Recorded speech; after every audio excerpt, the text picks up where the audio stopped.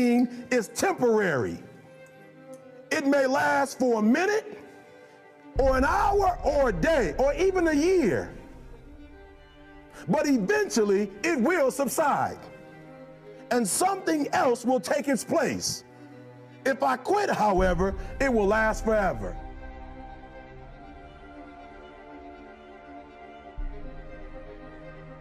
The thing about being an entrepreneur is it's just all to you. You know, a lot of people like to make excuses. I don't have connections, I don't have money, I don't have this. But, you know, if you find something that you like to do or love to do, be great at it and see if you can turn it into a business. In worst case, you're going to have fun doing what it is you love to do. In best case, you can turn it into a business. I'm just not big on excuses. I just think if everybody has that opportunity to go for it, they just got to do it.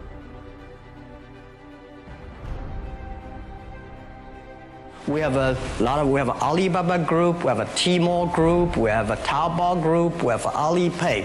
And people say, how you make it? Why this make it? Why people cannot find opportunities, you can find opportunities. And I think people, same here today. Jeff, where's the opportunity? I don't have a job. I don't have this, I don't have that. I remember 20 years ago, I hated Bill Gates. I say, he took all the job, you know? He's such a great, and Larry Page, Bill Gates, and every success people, they did it good. And why I didn't have this chance? The same question like you. And later I calmed down myself. And luckily, I win. I tell you, I'm lucky to know a lot of famous people. Bill Gates, Warren Buffett, Jack Welch, Larry Page, Mark Zuckerberg. I know all of them. I would like to share with you that those people, the difference between those people and other people, they are always optimistic for the future. They never complain. They always try to solve the problems of the others. And I think, where is the opportunity? The opportunity always lies in the place where people complain. Some people sit there complain, you think, if I can solve that complaint, that's the opportunity.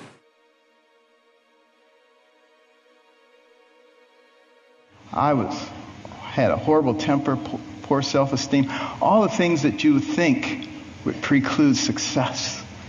But I had something very important. I had a mother who believed in me.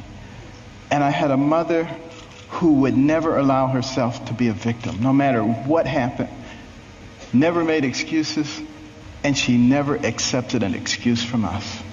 And if we ever came up with an excuse, she always said, do you have a brain? And if the answer was yes, then she said, then you could have thought your way out of it. It doesn't matter what John or Susan or Mary or anybody else did or said.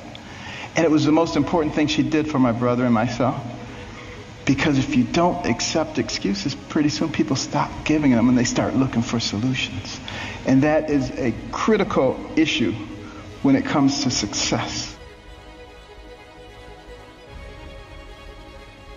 We know that too many young men in our community continue to make bad choices.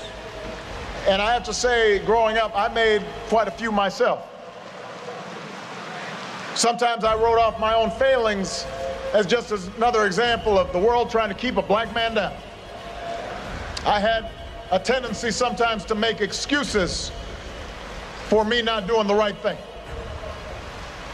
But one of the things that all of you have learned over the last 4 years is there's no longer any room for excuses. I understand there's a common fraternity creed here at Morehouse. Excuses are tools of the incompetent, used to build bridges to nowhere and monuments of nothingness. Well, we've got no time for excuses. Not because the bitter legacy of slavery and segregation have vanished entirely, they have not. Not because racism and discrimination no longer exist. We know those are still out there. It's just that in today's hyper-connected, hyper-competitive world with millions of young people from China and India and Brazil, many of whom started with a whole lot less than all of you did, all of them entering the global workforce alongside you, nobody is going to give you anything that you have not earned. Nobody cares how tough your upbringing was. Nobody cares if you suffered some discrimination. And moreover, you have to remember that whatever you've gone through, it pales in comparison to the hardships previous generations endured, and they overcame them. And if they overcame them, you can overcome them too. My son's 14, he's fabulous, and we're having this conversation about when he plays in sports or when he does something about, do you go full out or do you not? And I see sometimes in him that when he's out on the field or doing something, he doesn't play full out, and he'll have an excuse. Like my leg hurts, or my arm hurts, or something happened, the coach was unfair, whatever, the referee was unfair. And what happens with people is we tend to go out into the world and we look for those sort of excuses about why things aren't the way we want them. And when you do that, you lose all your power in life. When you start focusing on the external, on the excuses, you lose your power. Here's the way people really think. I will tell you, I can go out onto stage and bomb. You go out there and you just bomb, right?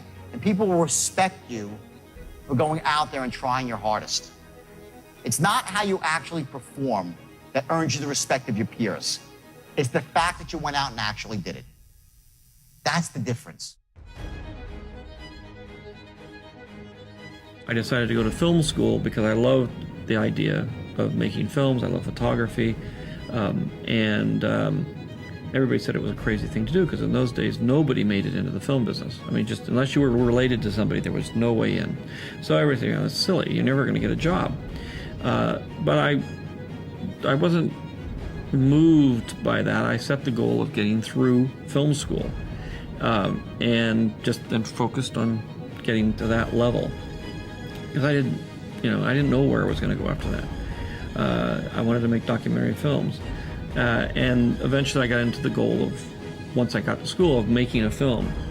One of the most telling things about film schools, you got a lot of students in those days especially, it's not quite so much today, but wandering around saying, oh, I wish I could make a movie, I wish I could make a movie. I can't get in this class, I can't get any, first class I had was an animation class, it wasn't a production class. I had a history class and an animation class, and in the animation class, they gave us 1 minute of film to put onto the animation camera, to operate it, to see how you could move left, move right, make it go up and down. And it was a test to see, and then the teacher you had certain requirements that you had to do. You had to make it go up and make it go down. And then the teacher would look at it and say, oh yes, you maneuvered this machine to do these things. And I took that 1 minute of film and made it into a movie. And it was a movie that won 20 or 25 awards, in every film festival in the world, and kind of changed the whole animation department. And meanwhile, all the other guys were going around saying, well, I wish I could make a movie, I wish I was in a production class. And so then I got into another class, and it wasn't really a production class, but I managed to get some film, and I made a movie. And I made lots of movies while I was in school, while everybody else was running around saying, oh, I wish I could make a movie. So speaking of excuses, one of my other favorite ones is no excuses. No victim mentality. The world owes you nothing. The world might come help you, but I wouldn't count on it.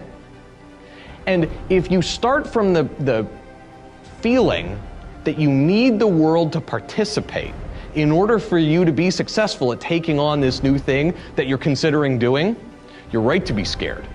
It might. I wouldn't count on it though. But if you start from the perspective that the world owes you nothing, which it doesn't, and that it is not likely to bring you any particular help, you have nothing to lose. Because really, isn't that for every one of the people you brought onto your team, isn't that how you want them to feel when they report to you? You don't want excuses. That doesn't mean that you can't fail or that they can't ever fail. But right when you're starting, you have nothing to lose, right? When you're a huge company, you can spend 99% of your time worrying how not to mess up the $1 billion a year money hose you've created. But you don't have a $1 billion a year money hose right now, you have nothing. So you can't lose. Spend 99% of your time imagining what would happen if things went well and planning for that. Because there's no downside. It's like a free option on an adventure. I realized that to have the level of success that I want to have, it's difficult to spread it out and do multiple things. You know, it's in order to be world class, and I've made a decision. I want to be world class, and it takes such a desperate, obsessive focus to excel on the level that I want to make movies. You know, I was Star Wars when I was young. I sat in the movie theater and watched Star Wars, and I just couldn't believe that movie made me feel like that, just floored and just stunned by the creativity. And I'm realizing that in order to move people in that way, in order to touch people in that way, you really got to focus with all of your fiber and all of your heart and all of your creativity. Making the right decisions is a one-on-one battle. Whatever majority of the crowd's doing, find your way doing the opposite. And see 9 times out of 10 how right you turn out to be. How many of you, a show of hands, how many of you have found out a way to not waste time? Show of hands. So it's simple. See, God gives us a lot of things in life, but it's a couple things He don't give us. And time is something He gives no man. That's the one thing, no matter if you look at your watch, I look at my watch, you look at your clock, I look at my clock, you look at your phone, I look at my phone. Time slows down for no man. So the question is, how much time you gonna waste? I gave up on trying to make money years ago. I gave up on entertaining clubs years ago, 14 years.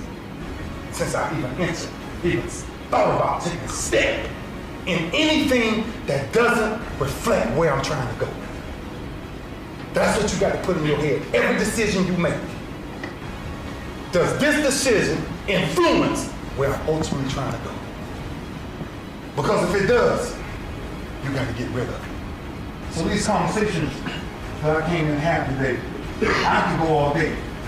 Because I love sharing the reason why people don't realize what you got to give up to become great. What sacrifices you got to make to become great. What promises you got to make to yourself to become great. Greatness ain't a thought process. Greatness is a lifestyle. It's what you live like. It's what you get every day and breathe. You know, hard work pays. I put in a hell of a lot of work all throughout this build-up in the fight. I pumped out more content than anybody, more content than Fox, more content than ESPN, more content than BT Sport, more content than everybody on the Mag Live on my own channels. You know what I mean? I'm a workhorse from all angles, not just in the gym. But I'm building this media empire now myself, and we pumped out the content. I'm very proud of how it went. We consistently, daily movies I was releasing, you know, from like a month ago, every single day. You know what I mean? Nobody's doing that. So I'm very proud of it, and I'm very, like, the work pays, hard work pays, and I put in the work, and that's why I'm sitting at the top. I put it all on the line. I show up, I perform, and I get the results from that. You know, Shark Tank, I do the show not because they're great investments, but I do the show because it sends the message to kids 8 to 80 that the American dream is alive and well. You know, you can watch the show and come to realize that somebody out of Iowa or, you know, the middle of nowhere in Texas can start a company and, you know, turn it into something special. And I think, you know, so many families watch the show together that it's just, you know, particularly in this day and age when so many people are saying what's wrong with this and what's wrong with that and what's wrong with America, it just really reinforces that, you know, somebody with an idea who's willing to, you know, go beyond just an idea to a company phase and really work, something special can happen. And you know, just reinforcing that is really important to me. And like I've said before, we each have a gift. But too many people miss out because they refuse to sign the lease on their gift. You keep looking for it outside of you. Stop, sit with yourself, What is it that you do the absolute best with the least amount of effort? That's your gift. But if you are constantly looking outside of yourself and you don't latch on to your gift, you will never find your purpose. If you want to succeed, you must commit to your own gift and embrace it. A good fighter is not necessarily the greatest fighter ever lived. It's where you want to go. You know what I mean?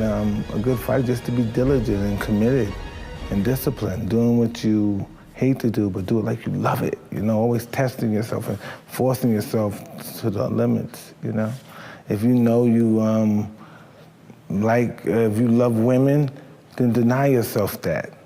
You know what I mean? That's what success in general is all about, sacrifice. From my experience, of any little success I may have had, just be willing to sacrifice, you know.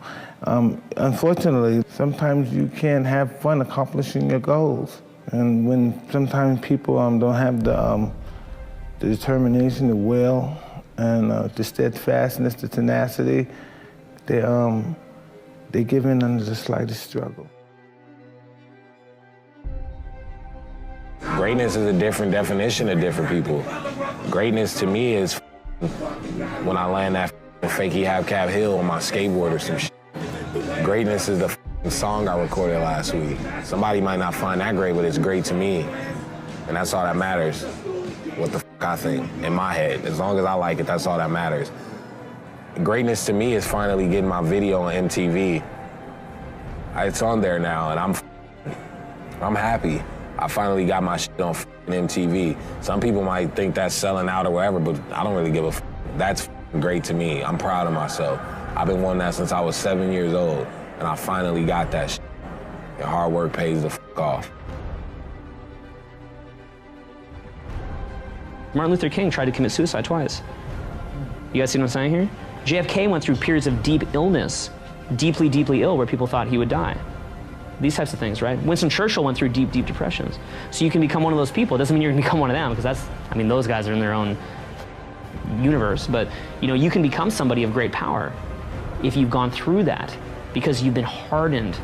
Do you guys see what I mean here? If you've been through that kind of bullshit, then if you've conditioned yourself to pull yourself out of something like that, if the world gets all f***ed up, all the other people, they're used to happiness. They're like, whoa, happy. And they're like, my happy world's falling apart.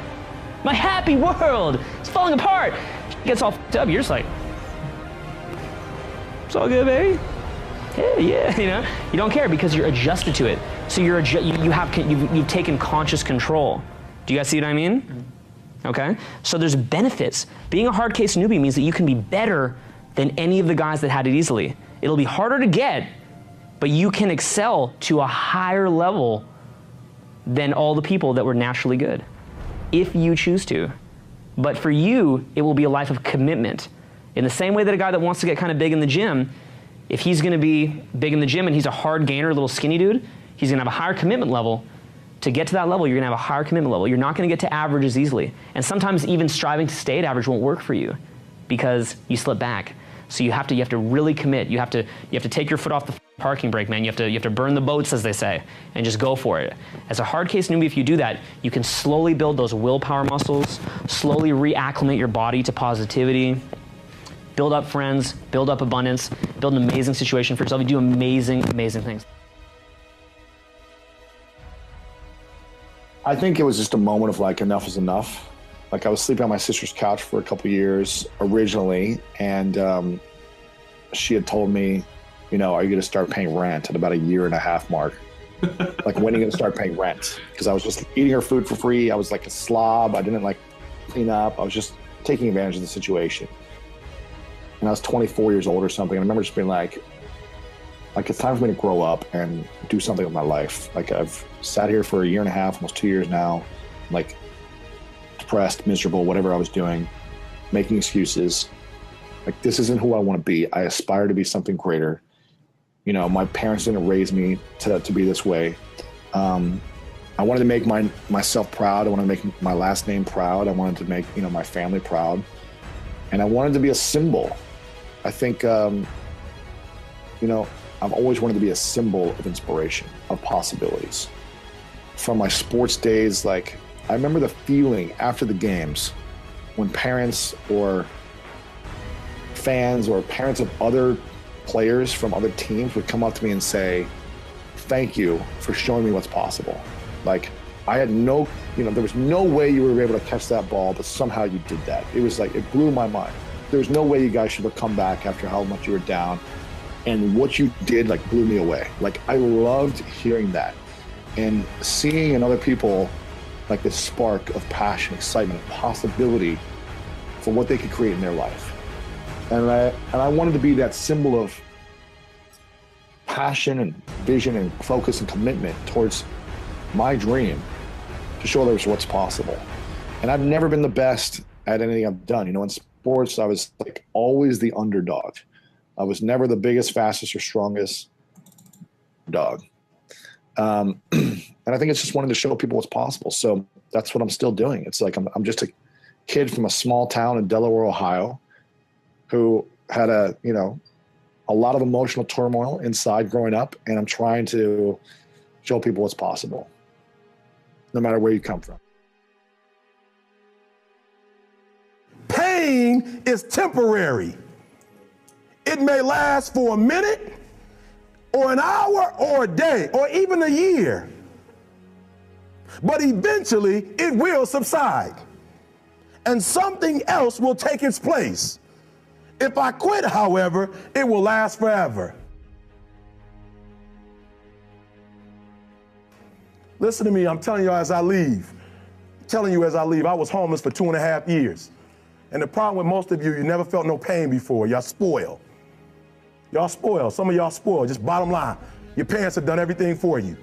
You never had to do nothing for yourself. You're spoiled. We're gonna keep it real tonight. Some of you are spoiled brats. Every time you ever got in trouble, somebody in your house got you out of it. Every time you've done something you're not supposed to do, people say, Eric, your mother's a tyrant. You're right. She kicked me out. You're right. She's mean, but she developed a man because she put me out there and said, you're going to have to grow up. And some of you have never learned to grow up. And so every time something get hard, you quit, you call mama. I dare you to take a little pain. I dare you. I dare you not to go home. Somebody said, I don't go home, I feel bad. Go through it. You ain't gonna die. At the end of pain is success. You're not gonna die because you're feeling a little pain. I'm not eating like I eat at home. That's why you're about to go to the next level, because if you keep eating like you ate at home, you will keep being a boy or a girl. It's time to become man, woman. So don't worry about a little pain.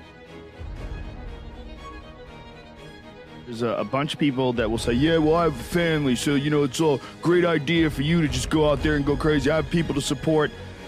You need to listen. Stop saying that.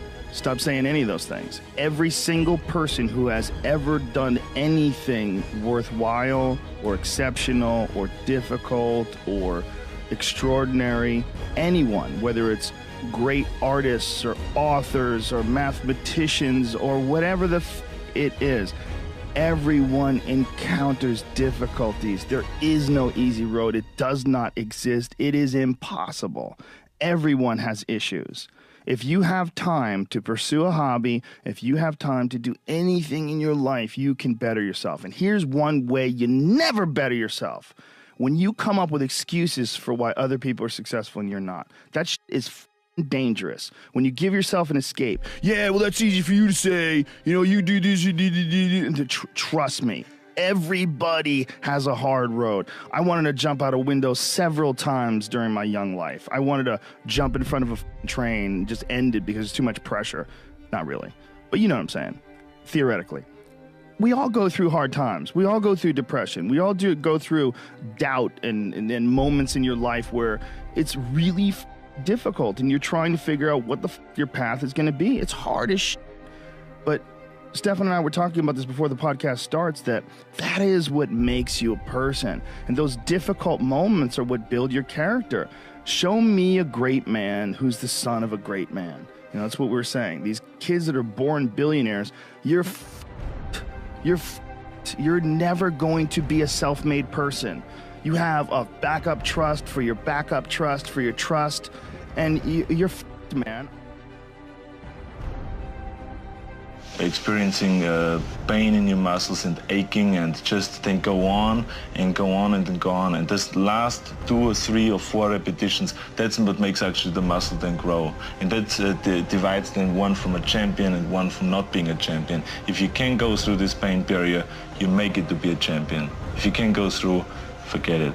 And that's where most people lack, is on this, having the guts to go in and just say, I go through and I don't care what happens. You know, it aches, and if I fall down, I have no fear of fainting in the gym, because I know it could happen. I threw up many times while I was working out, but it doesn't matter, because it's all worth it. And one does have to be focused on the short term and money coming in when creating a company, because otherwise the company will die. So I think that a lot of times people think like creating a company is going to be fun. I would say it's not. It's really not that fun. I mean, there are periods of fun, and there are periods of where it's just awful. And particularly if you're the CEO of the company, you actually have a distillation of all the worst problems in the company. There's no point in spending your time on things that are going right. So you only spend your time on things that are going wrong. And there are things that are going wrong that other people can't take care of. So you have like the worst. You have a filter for the crappiest problem in the company, the most pernicious and painful problem. So I wouldn't say I think you have to feel quite compelled to do it, and have a fairly high pain threshold. And there's a friend of mine who says like starting a company is like staring into the abyss and eating glass. And there's some truth to that. The staring into the abyss part is that you're going to be constantly facing the extermination of the company. Because most startups fail. It's like 90%, arguably 99% of startups fail. So that's the staring into the abyss part. You're constantly saying, okay, if I don't get this right, the company will die. It can be quite stressful. And then the eating glass part is you've got to do the problems. You got to work on the problems that the company needs you to work on, not the problems you want to work on. And so that's you end up working on problems that you'd really wish you weren't working on. And so that's the eating glass part. And that goes on for a long time. So how do you keep your focus on the big picture when you're constantly faced with, we could be out of business in a month? Well, it's just a very small percentage of mental energy is on the big picture. Like you know where you're generally heading for, and the actual path is going to be some sort of zigzaggy thing in that direction. You try not to deviate too far from the path that you want to be on, but you're going to have to do that to some degree. But I don't want to diminish the. I mean, I think the profit motive is a good one if the rules of an industry are properly set up. So there's nothing fundamentally wrong with profit. In fact, profit just means that people are paying you more for whatever you're doing than you're spending to create it. That's a good thing. and if that's not the case, then you'll be out of business, and rightfully so. You're not adding enough value. The key is what we do in our times of pain. Pain will change us. Heartache, loss, disappointments, they don't leave us the same. When I lost my father, I didn't come out like I was before. I was changed. If you go through a divorce, a legal battle, a friend betrays you, eventually that will pass. You'll get through it, but you will be different. Now, how the pain changes you is up to you. You can come out bitter, or you can come out better. You can come out with a chip on your shoulder blaming God, or you can come out stronger with a greater confidence in God. You can come out defeated, giving up on your dreams, or you can come out with a new passion, a new fire, excited about the new opportunities in front of you. All of us experience pain.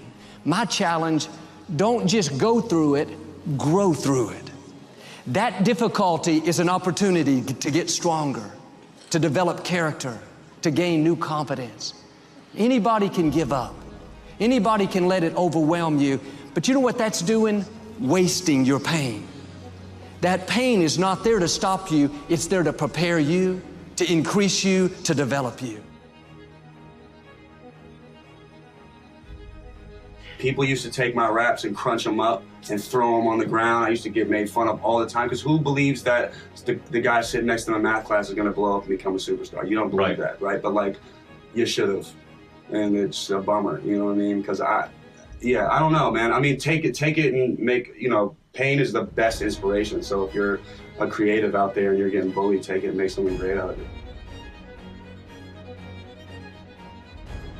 Now, I know that I personally have experienced quite a bit of disappointment in my life, and I'm assuming that you have as well. And guess what? We're going to continue to be disappointed throughout our lives. At least we should be, because if you're not, that means that you're really not trying. Now, how you handle yourself post-disappointment, this is critical to your emotional and mental well-being. Pain, hurting, right? It's part of the growing process. But I'll tell you something, life has a funny way of closing doors in order to keep you moving in the right direction, all right?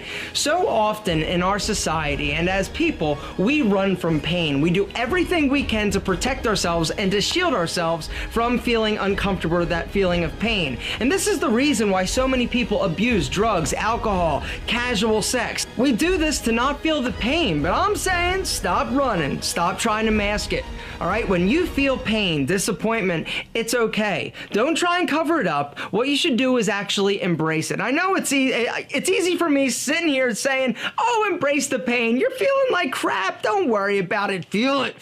Feel it. I get it, right? That's kind of a long shot. But what I'm saying is that the pain is normal, it's natural, it's a part of the growth process. Learn from it. Once you do, you accept it, you embrace it, learn from it, put it in its place, you're gonna be able to move forward stronger, faster, smarter. If you're not struggling and getting disappointed from time to time, this probably means that you're not really pushing your limits too far. All right? It's okay. Embrace it, don't get discouraged, and stay focused. Pain is a beautiful thing. Challenge is what life is about. A life without challenge, a life without pain is a life without growth. And where there is no growth, there is stale, stagnant energy. And that's where most people live. Because most people's lives are designed around treading a path that is void of challenge. The minute they recognize challenge or pain, they move the other way. This is a primal instinct and normal and natural, but a weak perspective. Most people are bored if you ask them, what do you think about your life? Same old, every single day. What's the thing? Same day, same shit, different day. Things of this nature. That's because they're living their lives in a lie that is shrouded in comfort. It doesn't exist. They're not challenged, they're not growing, they're bored and they're better off dead. Your aliveness is found in your pain. Embrace it, love it, and grow from it. As soon as I finished school, I was always getting pestered. What are you doing with your life? Are you doing this, doing that?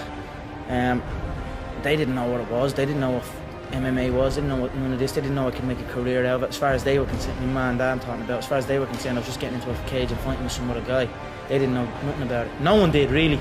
But I knew. You know what I mean? I knew. But and then I ended up getting a trade just to keep them quiet. Because I used to have a lot of fights with my dad. What trade did you get? I ended up getting a trade as a plumber. Literally up in the back arse of nowhere, up in the Wicklow Mountains. And funny enough, that site was one of the biggest sites in Europe, Kilternan. It was right at that skiing place. Huge. And now it's just abandoned. Now it's just deserted. So I used to go up there 6 o'clock, 5 o'clock in the morning. I was on that M50. I used to have to walk to the N4, about half an hour from my house, wait for some Limerick guy that I didn't even know. He'd drive on the M4 and I'd have to flag him down. Nightmare, yeah. 2 hours down on the M50, 2 hours back. Literally 14-hour days. And I was the first year, so I had to go and do everything. I had to go to the shop. I had to go and get this and get that. So I always had trouble with that, and I was like, this isn't for me. This is not for me. How long did you last? I lasted 18 months doing it. But it was tough, you know what I mean? It wasn't the life for me, you know what I mean? And then John said, because I was training with John as well at the time, and then John got in touch and says, I have a show, I'm running a show, I'd like to fight on it. And then that was it. I just packed it in, didn't show up. My dad used to come in and punch the head out of me and like try and drag me out of bed, and I just wouldn't go. You know what I mean? I had uproar for a good few years with him over it, and that was it. I just packed it in, quit, and then focused on training. And that's I knew what was going to happen. I knew I was going to get here. They didn't. There's a lot of stressful years. You know what I mean? A lot of tough times, but I proved them wrong. I proved myself right. I'm not. What do you mean? I'm not against like bullying, because I feel like the world is bullies. Like there's so many people who are going to tell you that what your idea is stupid, or like you don't belong here, or you don't deserve certain things. And but like, wouldn't it be a better? It'd be a better place if people didn't do that. But you're saying you're not against it because it's unrealistic to be against it? I'm saying like we probably wouldn't have Kanye West, Bill Gates, or anyone without someone being like, you're not worth it. Like we wouldn't have them. And like we wouldn't have people who were like, no, this is worth it. Because if everybody's ideas was worth it, and if they felt that way, everybody felt like it'd be just like nothing. Everything would be the same. You need somebody to keep being like, no, I'm right. You need a Joan of Arc who's like, no, I'm right. Even if it's crazy. But like, and then eventually people are like, maybe they're not Are crazy. you that way? I mean, yeah. I like to believe that. I mean, people tell me. Because you seem like such a little modest guy, and when you're on the show. I'm a salty dude, though. Are you? Oh yeah, I remember everybody was just like, I mean, like I got beefs with people. Like I remember stuff. I remember totally. And I'm like, most of the things I do is just like, no, I'm right. And I believe in myself. You're more. vengeful? Not vengeful. I'm salty. What's the difference? The difference would be like, vengeful is like, I'm gonna come and destroy you. I think like it's like I'm gonna wait. I'm gonna take. I'm taking your number down, and I'm coming for you. Coming for you. I'm salty, which means I think salty is a different thing, because I'm like, I'm just gonna prove you wrong. I'd much rather you sit there and be like, huh, I was wrong. Because then I think that's growing. Like there's lots of times where I've done stuff and I'm like, I was wrong about that, and I didn't even know. And then it makes you like look at things differently on experiences in your life. Like I want to make people think like you were wrong. Ignore people telling you your idea is bad. They may be right, but the only way to know is to actually build it out. And I think the thing that works about Silicon Valley that's different than Mexico City or almost anywhere else in the world is the default response. If someone says, hey, I'm gonna start a startup, here's my idea, the default response is to be excited and think like, oh, why might that work? And in most of the rest of the world, the default response when you tell someone your idea is to say, oh, that's not going to work. And this is really toxic for startups because you have to believe in yourself. And the good ideas, because they sound like bad ideas, are so fragile and so killable that you have to be really careful to insulate yourself against this. When I found some place in my country and a lady answered the telephone, I then asked, to whom am I speaking? She said, you're speaking to me. I said, well, lady, I know I'm speaking to you, but what's your name? She said, who are you to ask for my name? What's your name? I say, well, lady, as soon as you tell me your name, I'll tell you mine. But as we argued as to who should tell his or her name, she became very cross. And she said, you seem to be a backward person. Have you passed your matric? Now, matric in our country is a university entry examination. And I said, well, lady, you must be very careful. Because if the qualification to speak to you is the possession of a matric certificate, I might work hard and pass my matric and be in the same class as you are.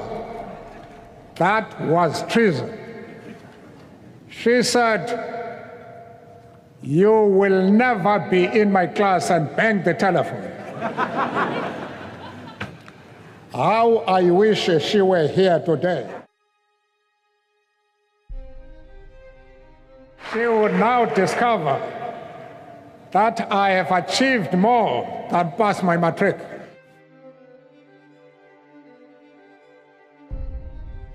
And you know, when they say, oh, I would like you to do this for me, and I produce a lot of first-time filmmakers, but I don't produce all first-time filmmakers that approach me, and I say, look, if I say no and you give up, I'm sorry to tell you, but it's the wrong job for you. Because you live with rejection for decades, sometimes as a director, and you end up making the movie you want to make. So if I say no, that doesn't mean I'm right or I'm wrong.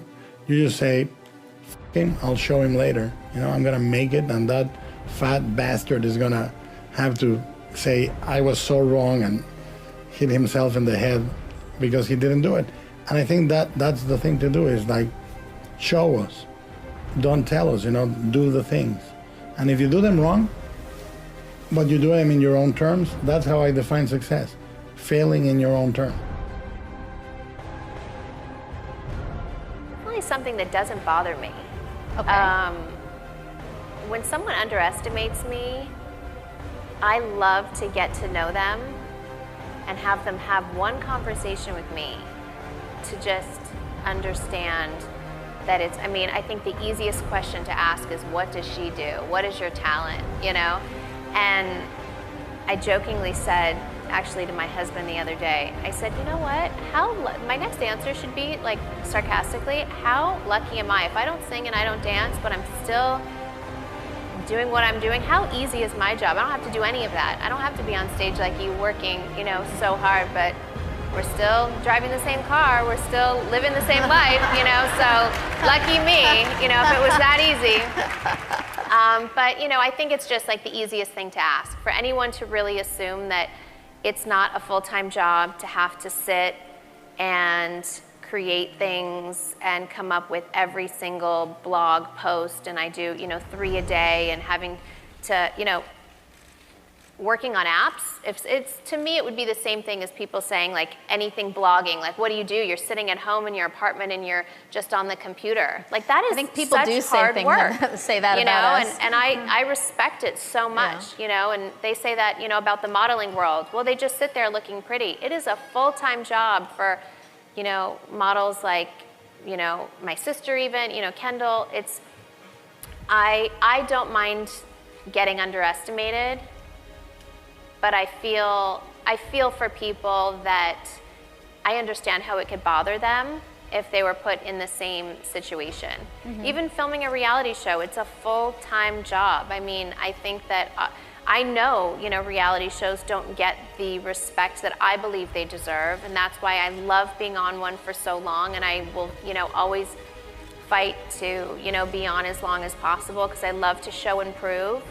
But my personality is just, if you underestimate me, I would love to have a conversation with you. I would love to, I just like to prove people wrong.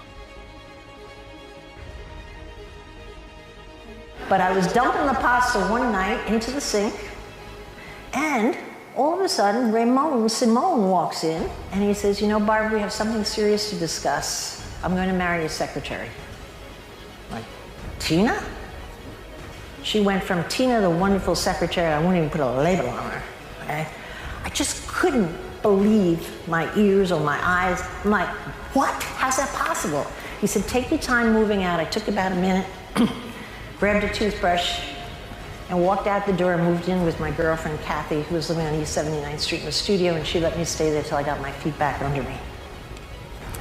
I should say that for the first time in my life, I don't know what hit me. I guess that hit me. But I can't believe I managed it so badly. I felt like I was a nobody. I went from a somebody with a successful business to a nobody because I was turned out for a younger woman. Tina was 5 years younger than me. I had to admit she was prettier. She had real blonde hair. I was already highlighting. I hated her for that. She was calm and pretty. I hated her. But I went to work every day. I wanted to fire Tina, but Ray reminded me he was the controlling partner. I couldn't do that. Tina moved into my desk in Ray's office where I used to sit, and I sat out with the salespeople. And every day I went in smiling like a puppet, but in my heart I was running around a broken heart and loss of confidence. I just thought to myself, my God, I was nothing before Ray found me. He picked me up, found me. He was my mentor. He gave me confidence. He gave me the money to start the business. Everything good that had changed my life all led to one place, which was Ramon Simone. And I thought, he's right, I'll never succeed without him. But I can't even remember what clicked in my head, maybe desperation, but one day I just decided I'm not going to do this anymore. And I walked in and I said to Ramon Simone, you know what, I'm ending this business and here's how we're going to do it. We're going to chop up the 14 salespeople like a football draw. You can pick the first person, I'll pick the second. We'll do it fair. If you want to move out, you can move out. If you want me to move out, no problem. You want to keep the phone number, no problem. Or I'll get a new phone number, whatever. You go first. He picked Norma Hirsch, our star salesperson. I picked Esther Kaplan, a not so star salesperson, but I had a plan for her. And we went right down the line, and I would say within maybe 6 minutes, we ended a partnership. Boom, like that. We had $37,000 in cash. He wrote me a check for half the $37,000, and as luck would have it, it was a real estate recession we were just about to dive into. And why was it great? Because commercial space wasn't leasing well. He was on the 8th floor where my old office was. I rented the identical space on the 11th floor above him. There's a little ego in that, I'm sorry to say. How needy was I? Right? And by Monday, this was on a Thursday, by Monday, I moved my salespeople in, because in those times you could rent black desks, rent phones, bang, we were in operation, and my 7 salespeople moved in, and that was the birth of the corporate group. Right before I left Ramon Simone's office that day, or I should say Ray and Tina's office that day. And by the way, you know what his real name was? It wasn't even Ramon Simone. I found out from his mother, Vicky. His real name was Ray Simon, and he wasn't from the Basque Country like he always told me. He was from 145th Street in Harlem. Go figure. Alrighty. Well, anyway, so right before I left the office, that's when Ray gave me the gift of a lifetime, when he said to me those words that reflected in my head for the rest of my life. It still gets me going. You'll never succeed without me. I'm telling you, I don't believe in negative motivation. I'm a positive person like my mother. But he really knew my number. If he had said, I know you're going to be amazing, I'm sure I wouldn't have stayed in business in the tough times. But it was that scolding tattoo in my heart, you'll never succeed without me, that every time I was near death, growing my business through the ups and downs of the real estate recession, being overextended, being over leveraged, owing money, blah, blah, blah, that same phrase got me going again. He gave me an insurance policy for success by insulting me. Thank God he did. I have thanked him a million times. What happened to Ramon Simone? He married Tina. They have 3 kids together. They are so much more happily married than myself and my husband, Bill. They were meant to be together. Right? They were destined, okay? But still, thank God, he gave me that insult to assure my success for the rest of my life. Do not listen to the naysayers. If you are going to have a breakthrough, you've got to be able to silence the negative voices. That's the next step, and that's the next secret. Many of us have too many people speaking into our ears. I just call these people abortionists. So you've got to be careful. Your dreams, your visions, your desires, especially those that have been God-given, I want you to pursue them. I want you to believe that all things are possible. It is possible for you to go back to school. It is possible for you to heal your relationship. It is possible for you to go at life alone. It is possible. They told me it's so hard, so tough, and all the people say Pep is not going to adapt in that cute in that way. So that's why I'm here, to try to do it. So the people have, some of them confident it's going well, but some of them are in Germany as well. The people say the way you play is not be possible here in the Premier League. So, and I said to myself, why not? Why we don't travel there to try it? And that's why. So it's a big challenge, not just for me, but I am always in my teams. I was able to involve the players, and it's going to happen here as well. When that's happened, everything will be easy.